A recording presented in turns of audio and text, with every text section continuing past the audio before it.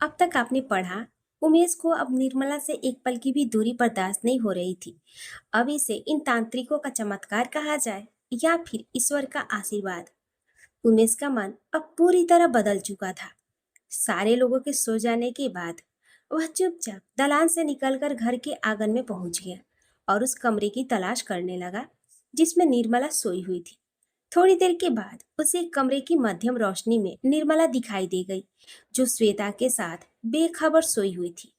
पहले तो वे थोड़ी देर तक चुपचाप निर्मला को एकटक निहारता रहा और फिर जब उससे बर्दाश्त नहीं हुआ तो उसने खिड़की से हाथ बढ़ाकर निर्मला को छूने की कोशिश की, लेकिन गलती से टेबल पर रखे हुए गिलास से हाथ टकरा जाने की वजह से वे गिलास जमीन पर गिर गया और उसकी आवाज से निर्मला की आंख खुल गई। जैसे ही उसे अपने कमरे के बाहर खिड़की के पास किसी की छाया महसूस हुई, वे घबराकर चिल्ला पड़ी, कौन है? कौन है वहां? और इससे पहले कि सारे लोग जाग जाते और उसे देख लेते, वह तेजी से झुका और लगभग भागते हुए वापस से दलान की ओर चला गया और अपने बिस्तर पर जाकर मुंह ढककर लेट गया। सारे काम शुभ शुभ से संपन्न होने के बाद सारे लोग अब वापस लौटने की तैयारी करने लगे। सच कहूं तो इस गांव से वापस जाने की इच्छा नहीं हो रही है, लेकिन मजबूरी है। सूरजगढ़ में काफी दिनों से राजकाज का कोई काम संपन्न नहीं हो पाया है, इसलिए हमें जाना पड़ेगा। मैं समझ सकता हूँ, लेकिन ये घर और ये गांव भी आपका ही है।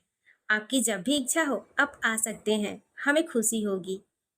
इतना कहकर पंडित नागेश्वर मिश्रा ने गायत्री देवी को सपरिवार विदा किया।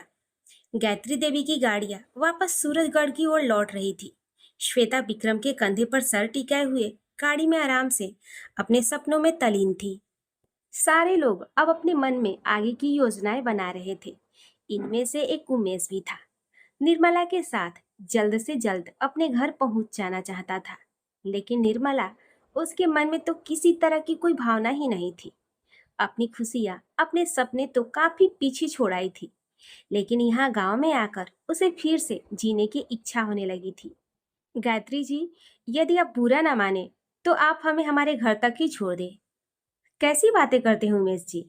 वैसे मैं निर्मला बेटिया को बकायदा घर छोड़कर ही आऊंगी। इतने दिनों तक मेरे साथ ये आपके घर की अमानत थी, और फिर मुझे रमेश जी और शकुंतला जी को धन्यवाद भी तो देना है, क्योंकि उन्होंने ही तो इजाजत दी थी जिससे मैं निर्मला और श्वेता को अपने साथ लेकर आ पाई थी।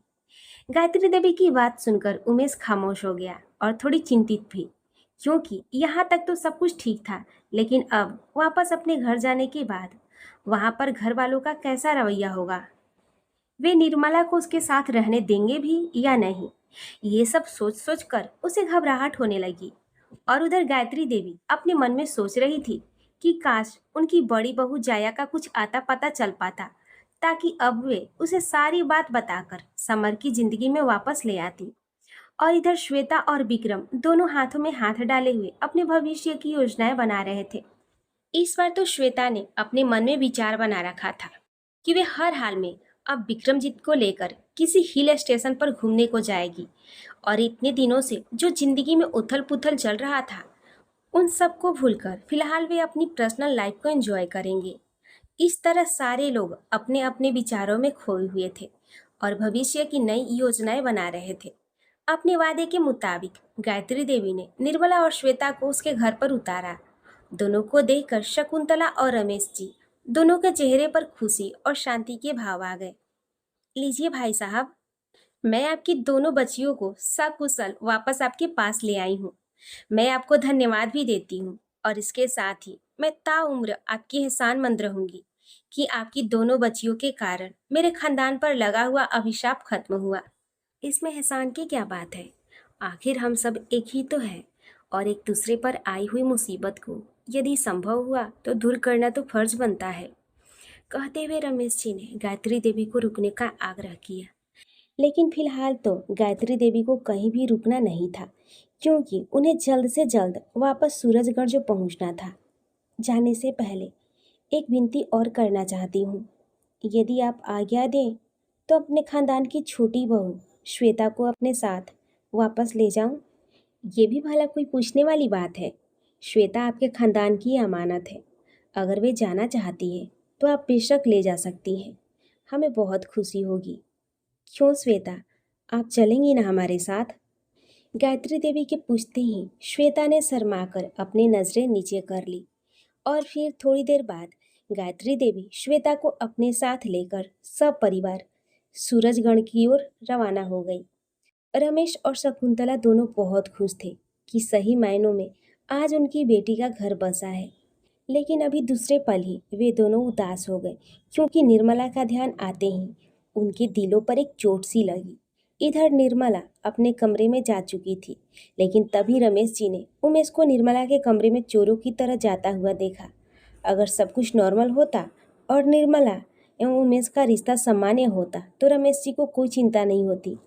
लेकिन निर्मला की परछाई से भी दूर भागने वाला उमेश को चोरों की तरह निर्मला के पीछे पीछे उसके कमरे में जाता हुआ देखकर उन्हें बड़ा आश्चर्य हुआ। उन्होंने अपने पास खड़ी अपनी पत्नी शकुंतला की ओर देखा। शायद शकुंतला रमेश जी के मन के भावों को पढ़ चुकी थी, इसलिए उसने दिलासा देते हुए कहा, अगर इन दोनों के बीच सब कुछ ठीक हो जाए तो इससे बढ़कर खुशी की बात और क्या होगी। ऐसी बात नहीं है, उमेश पर मुझे भरोसा नहीं है। अगर ये सचमुच सुधर गया है और निर्मला के लिए इसके मन में प्यार की भावना जाग गई है तो ये अच्छी बात है। लेकिन अगर इस बार इसने किसी तरह का कोई धोखा किया तो मुझसे बुरा कोई भी नहीं होगा, और इस बार तो मैं माँ की भी बात नहीं सुनूंगा। अब मैं ये बिल्कुल भी बर्दाश्त नहीं करूंगा कि भोली भाली निर्मला के जीवन में अब किसी भी तरह का दुख और तकलीफें आए। अब जब हमारी एक बेटी का घर बस गया है तो क्या पता ईश्वर की कृपा से हमारी दूसरी बेटी निर्मला का भी घर बस जाए। भगवान करे उमेश की बुद्धि सुधर जाए और वे निर्मला को अपनी पत्नी मानते हुए उसे जीवन की हर खुशियाँ दे। अपनी पत्नी शकुंतला की बात सुनकर रमेश जी ने ठंडी सांस लेकर अपनी नजरें ऊपर उठाकर मन ही मन ईश्वर से इस बात की प्रार्थना की, हे प्रभु, अब इस बच्ची के जीवन में थोड़ी सी खुशियाँ दे दो, इसका भी घर बसा दो। सूरजगढ़ की महारानी गायत्री देवी के खानदान पर लगा हुआ अभिशाप का काला साया मिट चुका था और उनके जीवन में खुशियों ने दस्तक दे दी थी। इधर अचानक से उमेश के मन में निर्मला के लिए ढेर सारा प्यार उमड़ आया। वह उससे पाने के लिए बेताब हो गया था। अब ये उस अघोरी का आशीर्वाद था या फिर निर्मला को देखकर उस दिव्य दर्शन का कमाल, जो अचानक से उमेश उसे पाने के लिए पागल हो गया। निर्मला अपने सारे काम खत्म करने के बाद अपने कमरे में सोने को गई, लेकिन पहले की तरह उसने फिर देखा कि उमेश उसके पलंग पर आंखें बंद करके लेटा हुआ है। उमेश को अपने कमरे में अपने बिस्तर पर पाकर निर्मला को कुछ अच्छा नहीं लगा। उसने एक बार उड़ती हुई नज़र से उमेश को देखा और चुपचाप अपने कमरे से निकलकर श्वेता के कमरे में चली गई। श्वेता के जाने के बाद उसका कमरा खाली पड़ा हुआ था। उसने बिस्तर ठीक किया और दरवाजा बंद करके चुपचाप बिस्तर पर लेट गई। निर्मला बिस्तर पर सोई हुई थी, लेकिन नींद उसकी आंखों से कोसों दूर थी। वह मन ही मन सोच रही थी कि क्या सचमुच उमेश बदल गया है, या फिर इस घर में अपना स्थान बनाने के लिए वे मेरे साथ संबंध बनाने का दिखावा कर रहा है। अपने मन में इसी तरह की उलझन लिए हुए निर्मला सोने का प्रयत्न करने लगी। इधर उमेश ने निर्मला के कमरे पर तो अधिकार जमा लिया था, लेकिन क्या वे उसके मन पर भी अधिकार जमा पाएगा? क्योंकि इस बात को तो उसने भी महसूस किया था कि जब से वे इस घर में वापस लौट कर आया है, निर्मला ने उसे नजर उठाकर देखा तक नहीं है, बल्कि उससे दूर दूर ही रहती है। उमेश के जी में तो आता था कि वह एक बार खुलकर निर्मला से बातें कर ले, लेकिन वह इस बात को अच्छी तरह जानता था कि उसने जो गलतियां की है और जैसा व्यवहार निर्मला के साथ किया है, उसके बाद ये क्या कोई भी लड़की ऐसा ही करती जैसा निर्मला कर रही है। लेकिन वे अब बदल चुका था। एक बार निर्मला से बातें करके उसने सच्चे हृदय से माफ़ी मांगना चाहा था, लेकिन उसकी हिम्मत नहीं होती थी कि वे सामने से जाकर उससे बातें कर सके। रात आधी से ज़्यादा बीत चुकी थी, लेकिन उमेश को नींद नहीं आ रही थी। जब घर के सारे लोग सो गए तो वह दबे पांव उठा और श्वेता के कमरे की ओर बढ़ गया। उसने निर्मला को श्वेता के कमरे की ओर जाते हुए देखा था, इसलिए उसे इस बात का यकीन था कि वे उसी के कमरे में सो रही होगी। वह दबे पांव उसके कमरे की ओर बढ़ रहा था। कमरे का दरवाजा बंद था। उसने दरवाजे को खोलने की कोशिश की, लेकिन निर्मला ने दरवाजा अंदर से बंद कर रखा था। खिड़की खुली हुई थी और उस पर पर्दा लगा हुआ था। उमेश ने धीरे से खिड़की पर लगे पर्दे को उठाया और कमरे के अंदर देखने की कोशिश करने लगा। निर्मला बिस्तर पर लेटी हुई किसी सोच में गुम थी। पर्दे की ओर से छुपकर उमेश ने बड़े गौर से निर्मला की ओर देखा। उसकी सूनी आंखें और उदास चेहरा बिना कहे बहुत कुछ बता रही थी। उमेश को याद आया वे दिन जब निर्मला दुल्हन बनकर उसके घर में आई थी। होठों पर एक मदहोश कर देने वाली मुस्कान और आंखों में हिरनियों वाली चंचलता। सुहाग की सेज पर बैठी हुई निर्मला जब उसने उमेश को देखकर अपना घूंघट हटाया था, वे दृश्य याद करके उमेश के पूरे शरीर में रोमांच सा हो गया। उफ, कितना अभागा इंसान था मैं, जो अपने सामने परोसे गए 56 भोग को छोड़कर सूखी रोटी चबाने चला था। लेकिन अब पुरानी बातों को याद करके क्या फायदा, वे दिन तो लौट नहीं सकते थे। उसने अपने घर वालों के साथ साथ एक भोली भाली लड़की का भी दिल तोड़ा था। यही नहीं, इस घर में अपनी जगह बनाने के लिए उसने उसके साथ कितना बड़ा धोखा किया था। इतना सब हो जाने के बाद भला कौन सी लड़की होगी जो अपने धोखेबाज और गिरे हुए पति को इतनी आसानी से माफ कर देगी। अपने मन में ही उमेश इतनी सारी बातें सोचता हुआ गलानी से भर उठा और उसकी इतनी हिम्मत नहीं हुई कि वे निर्मला को आवाज़ देकर दरवाज़ा खुलवा सके। उसने पर्दे की ओर से ही एक बार सोई हुई निर्मला को देखा और वापस अपने कमरे की ओर चल पड़ा। इधर सूरजगढ़ में गायत्री देवी की हवेली में खुशियों की बहार आ चुकी थी। डिनर के वक्त सारे लोग डाइनिंग टेबल पर बैठे हुए बड़े इम्तिनान से और खुशी खुशी खाना खा रहे थे। आज ना तो कोई बार बार घड़ी की ओर देख रहा था और ना ही किसी के चेहरे पर टेंशन थी। अचानक से श्वेता ने कहा, आपने कहा था विक्रम कि हम कहीं बाहर घूमने को चलेंगे, तो हम कब और कहाँ जा रहे हैं? थोड़े वक्त और रुक जाओ श्वेता, हमारा प्रोजेक्ट पूरा होने ही वाला है और फिर हम उसके बाद आराम से घूमने चलेंगे। विक्रम की बात सुनकर श्वेता का चेहरा रुआंसा हो उठा। इस बात को महसूस करते हुए गायत्री देवी ने कहा, ये आप कैसी बातें कर रहे हैं विक्रम? भगवान की कृपा से अब सब कुछ ठीक है और अब धीरे धीरे समरजीत भी मेरे साथ काम में इंटरेस्ट ले रहे हैं। इसलिए आप और श्वेता आराम से थोड़ा वक्त एंजॉय कीजिए। यहाँ के काम की चिंता बिल्कुल ना करें। गायत्री देवी की बात सुनकर श्वेता का चेहरा खुशी से चमक उठा और उसने बच्चों की तरह उतावले होकर पूछा, तो हम कहाँ जा रहे हैं मम्मी जी? जहाँ आपका जी चाहे। वैसे तो मेरा ख्याल है कि आप लोग स्विट्ज़रलैंड घूम आए। मैं कल ही आप लोगों के जाने की व्यवस्था करवाती हूँ। गायत्री देवी की बात सुनकर श्वेता खुशी से उछल पड़ी और विक्रम से कहा, अब तो मम्मी जी भी कह रही हैं, इसलिए अब आप मना नहीं कर सकते हैं। श्वेता की हरकतों को देखकर समरजीत भी मुस्कुरा रहा था। अपने बच्चों को इस तरह खुश देखकर गायत्री देवी बहुत खुश थी और समर की ओर देखते हुए वे सोच रही थी कि काश जल्द से जल्द जाया के बारे में कुछ पता चल जाए, जिससे कि वे उससे मिलकर समर का भी घर दोबारा बसा सके। फिलहाल इस वक्त चल रहा प्रोजेक्ट को समाप्त करके मुझे जाया के घर जाकर उसके बारे में सब कुछ पता करना होगा। अब चाहे जो हो जाए, जल्द से जल्द समरजीत की भी जिंदगी में खुशियों को आना ही होगा। यही सब सोचते हुए गायत्री देवी आगे की योजनाएं बनाने लगी। इधर उमेश काफी देर तक पर्दे की ओर से निर्मला को देखता रहा। फिर उसने ठंडी सांस ली और वापस अपने कमरे की ओर चला गया। इस बात से बेखबर दो जोड़ी आंखें बराबर उस पर नजर बनाए हुए है। उमेश में आए परिवर्तन को देखकर धीरे धीरे रमेश जी और शकुंतला खुश थे। अपने बेटे को फिर से अपने घर में पाकर उसकी माँ भी खुश रहने लगी थी और घर में होने वाली हर वक्त की चिक चिक धीरे धीरे कम हो चली थी। नाश्ते की टेबल पर सभी बैठे नाश्ता कर रहे थे और निर्मला परोस रही थी। जितनी चोर नजरों से उमेश निर्मला को निहार रहा था, उसे शकुंतला भी महसूस कर रही थी। उसके होठों पर एक स्निग्ध मुस्कान खिल गई। उसने रमेश जी को इशारों इशारों में दिखाया। रमेश जी ने थोड़ी देर उमेश को गौर से देखा और फिर अपनी गंभीर आवाज में कहा, उमेश, तो फिर क्या सोचा है तुमने? अपने भैया की बात सुनकर उमेश जैसे एक झटके से नींद से जागा। क, क, किस बारे में भैया? मैं यहीं आपके साथ रहना चाहता हूँ और आपके बिजनेस में हाथ बटाना चाहता हूँ। अगर आप लोगों ने मुझे मेरी पिछली गलतियों के लिए माफ़ कर दिया हो तो। हमारे माफ़ करने या ना करने से क्या होता है? तुम जिसके असली गुनहगार हो, तुम्हें तो उससे माफ़ी मांगनी चाहिए। निर्मला, जो सबको नाश्ता परोस रही थी, अपने जेठ की बात सुनकर उसके हाथ रुक गए और उसने सवालिया नजरों से अपनी जेठ जेठानी को देखा। निर्मला को इस तरह अपनी ओर देखते हुए पाकर शकुंतला ने उसका हाथ बड़े प्यार से अपने हाथों में लेते हुए कहा, कहीं ना कहीं से तो शुरुआत करनी ही होगी। अगर उमेश को अपनी गलती का एहसास हो गया है तो उसे एक मौका देकर देखो। निर्मला ने कुछ नहीं कहा, बस उसने बड़ी खामोशी के साथ अपना हाथ छुड़ा और वहां से चली गई।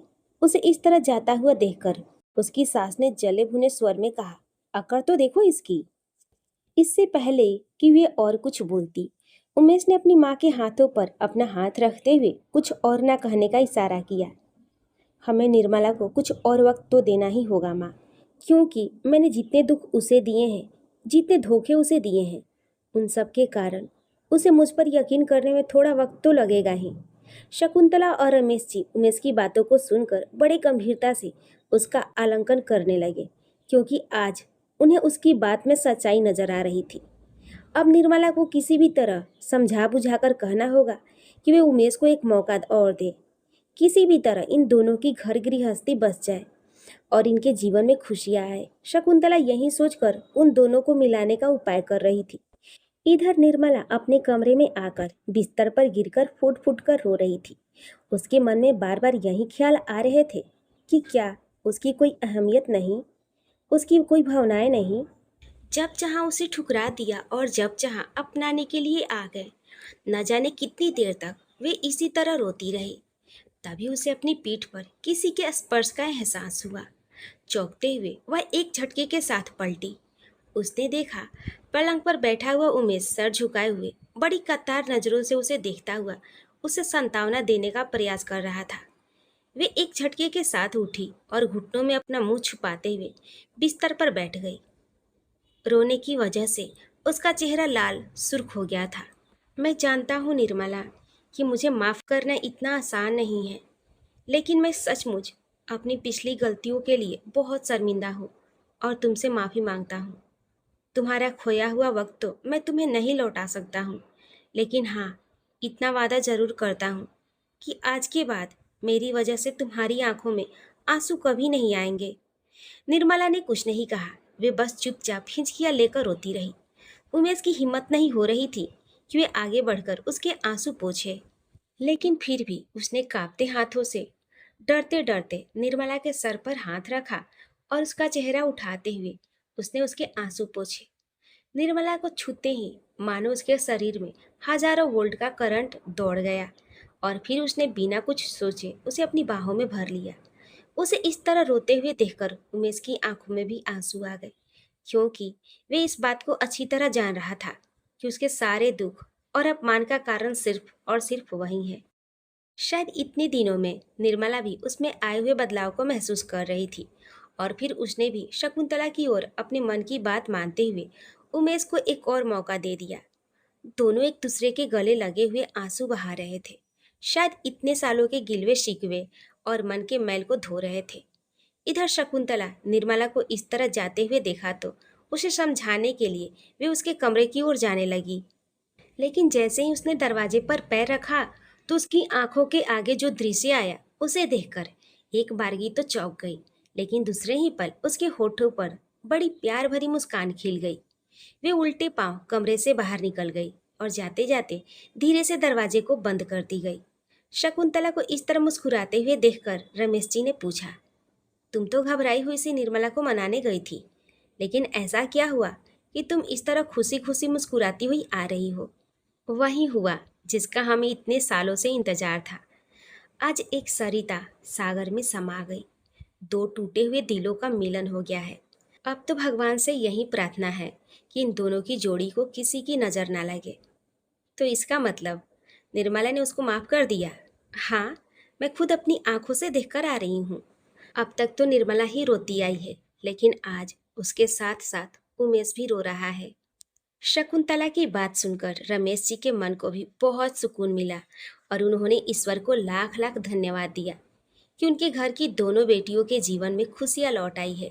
आज शकुंतला ने निर्मला के कमरे को अपने हाथों से बहुत ही सुंदर ढंग से सजाया था। लाल कलर की मखमली चादर पर सफ़ेद और गुलाबी रंग के गुलाब की पंखुड़ियों से बिस्तर पर एक दिल की आकृति बनाई हुई थी। पलंग के चारों ओर रजनीगंधा के फूलों की लड़ी लटका दी गई थी। शकुंतला ने निर्मला को आज अपने हाथों से तैयार किया था। लाल बनारसी साड़ी में पूरे जेवर से सजाकर उसे एक बार फिर से दुल्हन बना दिया था और फिर उसे उसके कमरे में बैठाकर बाहर चली गई। उमेश को सरप्राइज देने के लिए रमेश जी ने उसे दोपहर से ही घर से बाहर किसी काम से भेज दिया था और फिर रात में जब दिन भर का थका हारा उमेश घर में आया तो आज निर्मला की जगह शकुंतला ने उसका खाना परोसा। उमेश खाना खाकर और हाथ मुंह धोकर अपने कमरे में जैसे ही घुसा तो वहां दुल्हन बनी निर्मला को देखकर देखता ही रह गया। निर्मला को इस रूप में देखकर उसके दिल के तार झनझना उठे। उसने दरवाजा बंद किया और आहिस्ता आहिस्ता बिस्तर पर आकर बैठ गया। उसे अपने पास आया देखकर निर्मला अपने आप में सिमट गई। उमेश अपना हाथ नहीं बढ़ा पा रहा था कि वह उसे छू सके, लेकिन फिर भी हिम्मत करके उसने कांपते हुए हाथों से उसका घूंघट खोला। इतनी सुंदरता, इतना प्यारा रूप, इतनी निर्दोष और पवित्र लड़की जो उसके जीवन संगनी है, सिर्फ उसकी और उसकी है। उमेश ने जैसे ही निर्मला का घूंघट उठाया तो उसे देखते ही वह मदहोश हो गया। आज मुझे अपने ऊपर काबू पाना बड़ा मुश्किल लग रहा है। वे और करीब गया और उसके चेहरे को अपने करीब लाते हुए उसके होठों पर अपने जलते हुए होठ रख दिए। निर्मला की सांसें तेज तेज चलने लगी। उसे अपने आप पर काबू नहीं रहा। कब वे उमेश के बाहों में सिमट कर चली गई उसे पता भी नहीं चला। कांपते हाथों से उसने नाइट लैंप को बंद किया। इधर उमेश के हाथ एक एक कर उसके शरीर के वस्त्रों को अलग कर रहे थे और फिर देखते देखते दो शरीर एक हो गए, पता भी नहीं चला। लेकिन थोड़ी ही देर के बाद अचानक से उमेश को एक झटका सा लगा। बीती बातें एक एक कर उसके सामने किसी फिल्म की तरह चलने लगी। आज उसे इस बात का एहसास हुआ कि अचानक से क्यों उसे लड़कियों से वितृष्णा सी हो गई थी। शायद कुदरत ने निर्मला के हिस्से में एक बहुत बड़ा काम छोड़ रखा था, जिसे सिर्फ और सिर्फ उसे ही पूरा करना था। और इसी कारण शायद कुदरत ने उन दोनों के बीच की ये दूरी पैदा कर दी थी और उसका जी स्त्रियों की ओर से उचाट कर दिया था। निर्मला को अपनी बाहों में समेटे हुए उमेश यही सारी बातें सोच रहा था। उसने एक नज़र अपनी बाहों में सिमटी हुई निर्मला पर डाली, जो किसी मासूम से बच्चे की तरह उसकी बाहों में चैन की नींद से सो रही थी। उसके गोरे मुखड़े पर बाल इस तरह बिखरे हुए थे मानो चांद के ऊपर काली घटाएं फैली हुई है। उमेश ने आहिस्ता से उसके चेहरे से बालों को समेटते हुए उसके कानों के पीछे किया और उसके चेहरे को चूम लिया। नींद के आगोश में डूबी हुई निर्मला थोड़ा कुनमुनाई और फिर वे दोबारा उमेश की बाहों में सिमटकर गहरी नींद में सो गई। चैन की नींद जो शायद बरसों के बाद उसने पाई थी। उधर गायत्री देवी ने विक्रमजीत और श्वेता के स्विट्जरलैंड जाने की पूरी तैयारी करवा दी थी। श्वेता बहुत ही खुश थी। उसने अपने सपने में भी नहीं सोचा था कि वे अपने पति के साथ स्विट्जरलैंड हनीमून मनाने को जा पाएगी, लेकिन शायद ईश्वर ने उसका सपना पूरा किया। इसके साथ ही उसकी बहुत कठिन परीक्षा भी ली। उस एयरपोर्ट तक छोड़ने के लिए सभी लोग आए थे। श्वेता तो मारे खुशी के बच्चों की तरह उछल रही थी। तभी उसकी नजर एक और खड़े समरजीत पर गई। वह अपनी माँ के साथ खड़ा जरूर था, लेकिन उसका दिलो दिमाग कहीं और था। उसकी आंखों में छाई हुई वीरानी और चेहरे की उदासी साफ बता रही थी कि कहीं ना कहीं उसके मन का एक कोना आज भी खाली है और शायद इस खाली कोने को उसकी पत्नी जया का ही प्यार भर सकता था। समरजीत को इस तरह उदास देखकर उसका मन भी उदास हो गया और वे भी खामोश हो गई। थोड़ी देर के लिए उसे अपने आप पर गुस्सा भी आया कि अपनी खुशी में हम इतना मग्न हो गए कि ये भूल गए कि अभी भी राजघराने का एक हिस्सा अंधेरा ही है, जिसे इस घराने की बहू ही रोशन कर सकती है। वापस लौटकर आते ही सबसे पहले हमें जया भाभी की तलाश करनी होगी। मन ही मन ऐसा सोचते हुए उसने सबसे विदा लिया और फ्लाइट के अंदर चली गई। थोड़ी देर के बाद जहाज अपनी उड़ान भर चुका था। सारे के सारे लोग वापस घर लौट चुके थे। इधर गायत्री देवी के मन में भी उथल पुथल हो रही थी। अपने एक बच्चे की खुशहाल जिंदगी देखकर जहां उनके दिल को सुकून मिल रहा था, वहीं दूसरी ओर समर को देखकर उनका मन आहत हो जाता था। उनके मन में भी यही सवाल चल रहा था कि अब जल्द से जल्द मुझे जया की खोज करनी होगी, ताकि उससे मिलकर सारी बात बता सकूं और उन दोनों की खुशहाल जिंदगी फिर से शुरू हो सके। मैं कल ही जाया के घर वालों से मिलने के लिए निकलती हूँ। गायत्री देवी ने अपने मन ही मन में ऐसा सोचा और फिर आराम करने के लिए अपने कमरे में चली गई। सुबह सुबह गायत्री देवी को तैयार होकर बाहर निकलते देखकर समरजीत ने पूछा, आप कहीं बाहर जा रही हैं मम्मी? हाँ समर, मुझे कुछ जरूरी काम आ पड़ा है, इसलिए हो सकता है कि शायद मैं आज लौटकर घर वापस नहीं आ सकूं। इसलिए आप जरा ध्यान रखिएगा, अपना भी और घर का भी। अगर ऑफिस से संबंधित कोई काम आ पड़े तो मुझे फोन कर लीजिएगा, मैं आपको बता दूंगी। समरजीत को इस तरह समझाकर गायत्री देवी जाया के मायके निकल पड़ी। वे जाया के परिवार वालों से मिलने तो जा रही थी, लेकिन इतने सालों में वहाँ क्या हुआ होगा, कैसे हैं वे लोग, इस बात की उन्हें कोई खबर नहीं थी। जाया के माता पिता ने भी कभी उनसे मिलने की या खोज खबर लेने की कोई कोशिश नहीं की। भगवान जाने आगे क्या होगा, यही सब सोचते हुए उनका मन बहुत तरह की आशंकाओं से घिरा हुआ था। और फिर लगातार कई घंटों के सफर के बाद वे आखिर दूसरे शहर में स्थित जाया के घर पहुंची गईं। पिछले कुछ सालों में आसपास का पूरा इलाका बहुत बदल चुका था। उन्हें घर ढूंढने में थोड़ी मुश्किल तो हुई, लेकिन फिर भी उन्होंने ढूंढ लिया। उन्होंने डोरबेल बजाई। काफ़ी देर तक जब अंदर से कोई आवाज़ नहीं आई तो उन्होंने दोबारा से बेल बजाई। थोड़ी देर के बाद अंदर से किसी के आने की आहट हुई। दरवाजा खुला तो देखा जया के पिता सामने खड़े थे। एक बार तो उन्होंने भी नहीं पहचाना, लेकिन जब गायत्री देवी ने अपना परिचय दिया तो वे चौंक गए और उनके चेहरे पर परेशानी के भाव उभर आए। क्या आप हमें अंदर आने को नहीं कहेंगे? अरे नहीं नहीं, ऐसी कोई बात नहीं है, आइए अंदर आइए प्लीज। जया के पिता ने ये बात कह तो दी थी, लेकिन उनको देखकर ये साफ नजर आ रहा था कि गायत्री देवी को अपने घर पर देखकर वे परेशान हो गए हैं। कौन है जी, कौन आया है? कहते हुए जया की माँ भी वहां आ गई और अचानक से उन सबको वहां पर देखकर वे भी चौंक गई। गायत्री देवी ने जया के माता पिता को सारी बात बता दी और कहा, अब सब कुछ ठीक हो चुका है, इसलिए जया बिटिया जहाँ कहीं भी हो उसे आप बुला लीजिए, ताकि वह भी समरजीत दोनों अपनी जिंदगी की नई शुरुआत कर सके। वे सब तो ठीक है, लेकिन हमें खुद भी नहीं पता कि जया कहाँ है। जया की माँ ने थोड़ा परेशान होकर कहा, क्या क्या कहा आपने? बड़े आश्चर्य की बात है कि इतने साल हो गए, क्या उसने इतने सालों में आप लोगों से एक बार भी कांटेक्ट नहीं किया? और आप लोगों ने भी उसे ढूंढने की कोशिश नहीं की? नहीं, ऐसी बात नहीं है। मैंने उसे ढूंढने की कोशिश की तो ये पता चला कि वे कहाँ है, लेकिन जब हम उसे लेने के लिए गए तो जया वहाँ से जा चुकी थी। आप हमें उस जगह का पता बताइए, मैं उसे ढूंढने की पूरी कोशिश करूँगी। जी, बेंगलुरु में अपनी एक सहेली के साथ रह रही थी और वहीं किसी ऑफिस में काम भी कर रही थी। कहते हुए उन्होंने वहाँ का एड्रेस और उसकी सहेली का नाम सब कुछ गायत्री देवी को बता दिया। ठीक है, कुछ पता चलते ही मैं आप लोगों को भी खबर करूँगी। इतना कहकर गायत्री देवी वहाँ से निकल गई।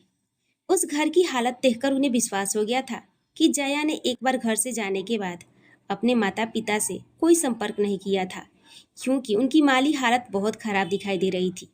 घर के ऊपर के 2 कमरे रेंट पर दे दिए गए थे। उन्हें रेंट के पैसे से शायद वे लोग अपना गुजर बसर कर रहे थे।